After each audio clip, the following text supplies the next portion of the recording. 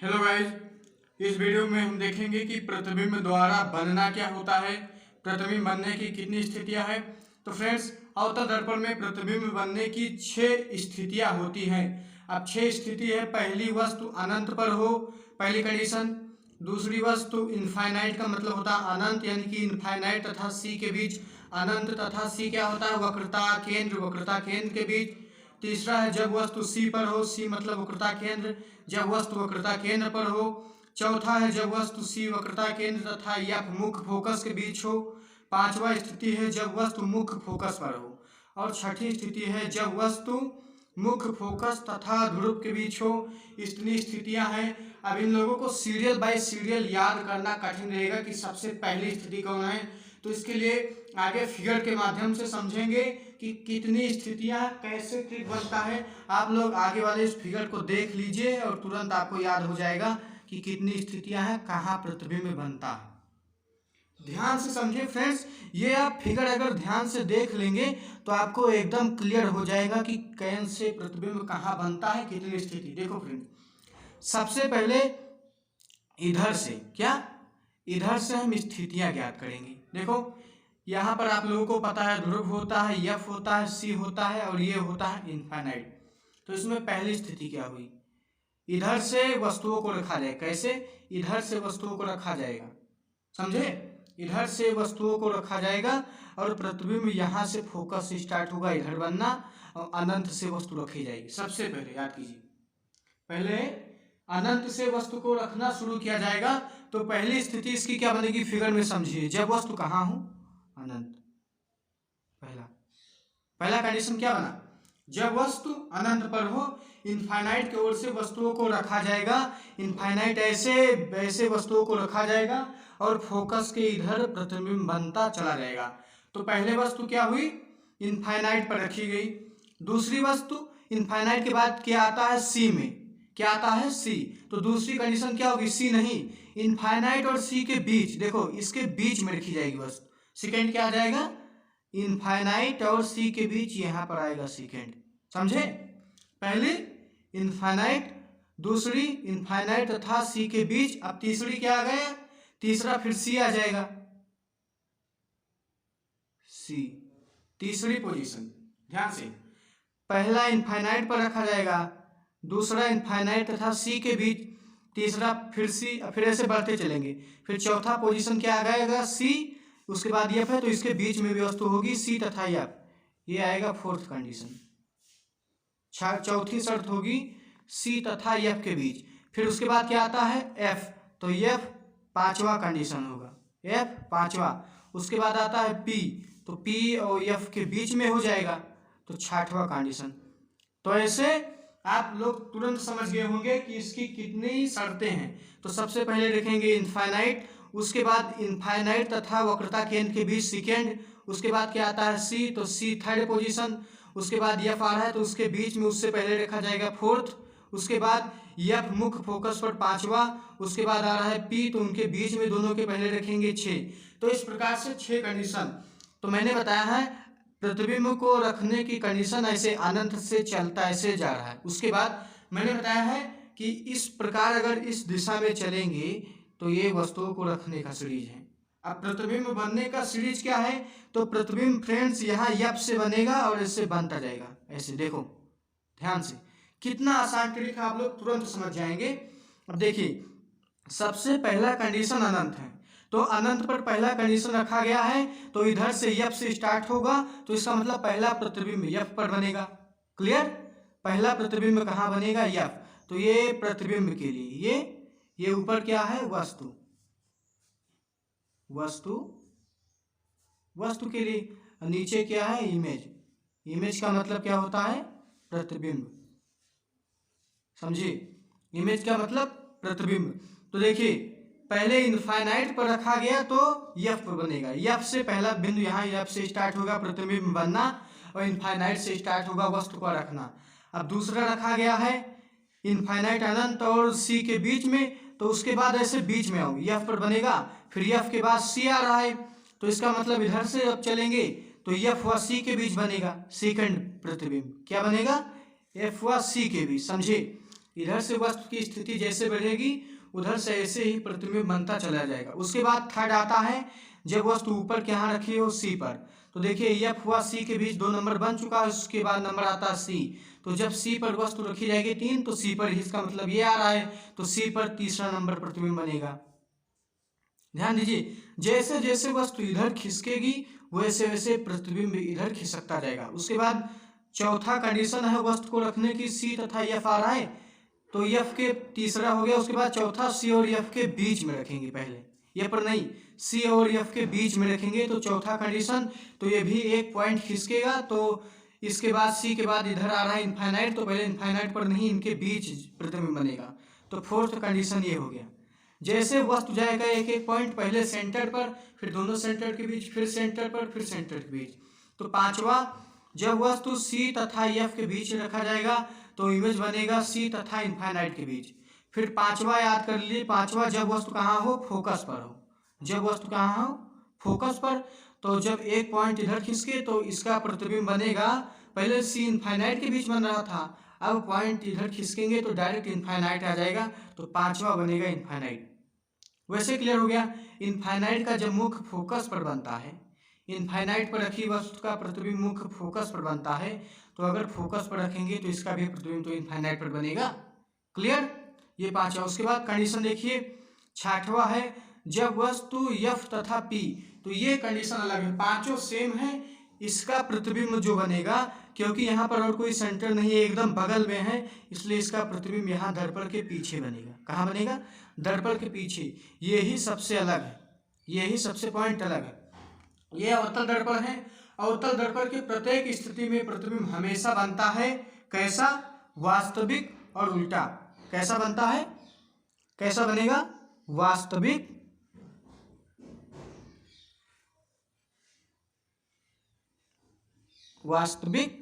कामा उल्टा बनेगा हमेशा। ये प्रतिबिंब की प्रकृति है। क्वेश्चन में पूछा जाता आकार बताइए कैसा बनेगा, तो वास्तविक आकार बनेगा, स्थिति है और साइज जो है उल्टा बनेगा। तो ये जो लास्ट वाला है एफ तथा पी के बीच, तो ये बाद में दर्पण के पीछे बनता है, और अवतल दर्पण में और सभी प्रतिबिंब वास्तविक उल्टा बनता है। लेकिन इसमें जो प्रतिबिंब होगा इसमें सीधा और आभासी बनेगा। क्या बनेगा, सीधा, उल्टी की जगह पर सीधा, वास्तविक की जगह पर आभासी। क्यों बनेगा, क्योंकि जो लास्ट वाला है ये सबसे अलग है। ये सीधा आभासी इसलिए बनेगा क्योंकि ये दर्पण के पीछे बनता है, समझे। दर्पण के पीछे बनने के कारण ये सीधा और आभासी बनेगा। और बाकी सब पांचों स्थितियों में जो अवतल दर्पण में हमेशा प्रतिबिंब बनता है वो वास्तविक तथा उल्टा होता है। तो आपको एकदम याद हो जाएगी स्थिति कितनी है। पहली इनफाइनाइट, दूसरी इनफाइनाइट तथा सी के बीच, तीसरी है फिर सी पर ही रखेंगे, चौथी सी तथा एफ के बीच बनेगी, पांचवी एफ पर ही रख देंगे, छठवीं एफ तथा पी के बीच। उसी प्रकार प्रतिबिंब पहले बनेगा एफ पर, फिर यहाँ नीचे से इधर से गिनेंगे एफ, फिर एफ व सी के बीच दूसरा, फिर तीसरा सी पर, चौथा सी तथा इनफाइनाइट के बीच, और पांचवा प्रतिबिंब इनफाइनाइट पर, छठवां पीछे। तो जैसे जैसे वस्तु एक एक पॉइंट बढ़ रहा है वैसे प्रतिबिंब भी एक एक पॉइंट इधर को बढ़ रहा है। इतना आसान ट्रिक से मैंने बता दिया आपको कैसे वस्तु रखेंगे, कहाँ पर प्रतिबिंब बनेगा। याद कीजिएगा कि अवतल दर्पण में हमेशा प्रतिबिंब वास्तविक उल्टा बनता है, और लास्ट स्टेप जो इसमें पीछे बनेगा इसलिए इसका प्रतिबिंब सीधा तथा आभासी बनेगा। अब हम इसके फिगर पर कैसे प्रतिबिंब बनता है उसको दिखाएंगे। तो मैंने आप लोगों को पहले ही 2-3 नियम बताए हैं आप लोगों को पीछे वाली वीडियो में, कि प्रतिबिंब बनने के क्या नियम हैं। प्रतिबिंब बनने के हमेशा 2 नियम यही फॉलो होंगे कि जब वस्तु मुख फोकस के समांतर, मुख अक्ष के समांतर जाएगी तो दर्पण से टकरा के हमेशा मुख फोकस से आएगी, ये पहला नियम था। और दूसरा नियम था कि वक्रता केंद्र इस सी से अगर कोई किरण जाएगी तो दर्पण से टकराकर ऐसे उसी दिशा में वापस लौट आएगी। बट अगर इस मुख अक्ष के समांतर ऐसे कोई किरण जाएगी तो जब यहाँ से टकराएगी यहाँ से, तो हमेशा एफ से लौटेगी। ये नियम था। अब आपको हम दिखाते हैं प्रतिबिंब बनाकर। क्या दिखाएंगे, प्रतिबिंब बनाकर। तो ये देखो पहला कंडीशन क्या था, जब वस्तु अनंत पर हो कैसे प्रतिबिंब बनता है। देखिए फ्रेंड्स कितना आसान है। जब वस्तु अनंत पर हो तो यहाँ पर इनफाइनाइट है, हमने वस्तु रखा तो वस्तु के एक नीचे से किरण जा रही है, एक ऊपर से। ये समझ गए, ये जो ऊपर वाली किरण है, पहले मैंने दर्पण बनाई, पहले मैंने दर्पण बना दिया, उसके बाद इसको नाम किया पी। पी और पी के बाद ये हो गई मेन वाली मुख अक्ष। ये तो आप लोगों को पता है मुख अक्ष। मुख अक्ष पर कौन से बिंदु होते हैं? एफ तथा सी। तो पहले आप नॉर्मल फिगर बनाओ, पी एफ सी मुख अक्ष ऐसे दर्शाएंगे। देखिए पहला स्थिति है जब वस्तु अनंत पर हो। तो देखिए ये भी मैंने एक वस्तु अनंत पर रखा है, उससे एक किरण ऊपर जा रही है, ये मुख अक्ष है मेन वाला, ये है मुख अक्ष, इसलिए मैं इसको कुछ मोटा कर रहा हूँ। ये है मुख अक्ष, ये रहा, इसको मोटा कर दिया। अब इसके ऊपर से एक किरण वस्तु के ऊपर से जा रही है, एक वस्तु के नीचे से निकल रही है, ये मुख अक्ष। तो देखिए ये जो किरण है एकदम मुख अक्ष की तरह सीधी रेखा में इसी दिशा में जा रही है, तो इसका मतलब ये मुख अक्ष के समांतर हुआ। समांतर हुआ। मैंने नियम क्या बताया था कि अगर कोई भी किरण मुख अक्ष के समांतर ऐसे जाएगी तो वो दर्पण से टकराकर हमेशा मुख्य फोकस से लौटेंगी। ये नियम था ना। तो देखिए ये किरण टकराई और हमेशा कहाँ गई? मुख्य फोकस पर आ गई, क्यों नहीं आ गई ना। अब ये देखिए नियम आ गया फर्स्ट। उसके बाद सेकंड लाभ है, एक देखिए सेकंड रे है, ये भी मुख अक्ष की तरह एकदम सीधे दिशा में जा रही है, इसलिए देखिए यहाँ पर टकराई तो ऐसे एरो बना, ऐसे गई तो यहाँ पर टकराई, यहाँ पर टकराई, उसके बाद फिर ये भी मुख्य फोकस पर चली गई। तो पहला नियम फॉलो हो रहा है ना कि कोई भी प्रकाश की किरण मुख अक्ष के समांतर चलती है तो वो टकराने के पश्चात हमेशा मुख्य फोकस पर लौटती है। उसके बाद दूसरा नियम था कि कोई भी वस्तु वक्रता केंद्र से जाएगी तो टकराकर उसी दिशा में वापस लौट आएगी। तो फ्रेंड्स एक किरण ऐसे यहाँ से तिरछी भी निकल रही है, यहाँ से एक किरण तिरछी निकालेंगे सी से जाने के लिए, क्योंकि हमेशा दो किरण निकलेगी प्रतिबिंब बनने के लिए। दो किरण आवश्यक है, क्योंकि दो किरण अगर एक जगह मिलेगी नहीं तो प्रतिबिंब बनेगा नहीं। तो दो किरण निकालेंगे तो एक तो ऐसे जाती है यहाँ से समांतर, और एक तिरछा जाएगी, समांतर नहीं जाएगी, ये ऐसे ऐसे जाएगी सी पर। तो फ्रेंड्स ये किरण देखो ऐसे वक्रता केंद्र पर जा रही है, वक्रता केंद्र सी से होकर, ये सी से होकर गई और ये दर्पण से टकराई। ये पहले एरो था जाने का, फिर उसी लाइन पर एरो बन गया आने का। इसका मतलब ऐसे ही गई है और उसी मार्ग से वापस भी लौट आई है। तो ये सेकेंड लॉ मैंने बताया था कि जब कोई भी किरण वक्रता केंद्र से होकर जाती है तो दर्पण से टकराने के पश्चात उसी माध्यम से वापस लौट आती है। तो समझ गए। तो जब वस्तु अनंत पर हो तो अनंत पर हमने वस्तु रखा, ऐसे दो किरण गई तो अनंत पर जाने वस्तु से जाने वाली किरणें दर्पण से टकराई तो दोनों किरणें मुख्य फोकस पर लौटी, और जहाँ पर ये दोनों किरणें टकराई वहीं पर इसका प्रतिबिंब बन गया। देखो हमेशा दो जब किरण मिलेगी वही प्रतिबिंब बनेगा। लेकिन देखिए फ्रेंड्स इसमें जो सी से जा रही हैं तो सी से टकराने के पश्चात उसी मार्ग में वापस लौट आ रही है, तो ये किरण कहीं अलग मिलेगी नहीं, अपने मार्ग पर ही वापस लौट आएगी। तो इसीलिए ये जो दो किरण जहाँ पर मिल रहे हैं इसीलिए प्रतिबिंब एफ पर ही बन जाएगा। समझे। और मैंने पहले भी बताया था शार्ट तरीके से कि इनफाइनाइट पर रखी वस्तु का प्रतिबिंब हमेशा कहाँ बनता है? एफ पर। तो वही मैंने लिख दिया है, तब वस्तु का प्रतिबिंब एफ पर बनेगा। देखो एकदम बिंदु की तरह बन रहा है, वस्तु इतना बड़ा है, प्रतिबिंब एक बिंदु की तरह बन रहा है। तो मैंने लिखा है तब प्रतिबिंब एफ पर बिंदु आकार का अत्यंत छोटा ही, बहुत छोटा है वस्तु की अपेक्षा, अत्यंत छोटा। मैंने बताया इसमें हमेशा वास्तविक और उल्टा बनता है, वास्तविक और उल्टा। तो पहला शर्त यह है जब वस्तु अनंत पर हो तो इसका प्रतिबिंब अत्यंत छोटा एफ पर वास्तविक उल्टा बनता है।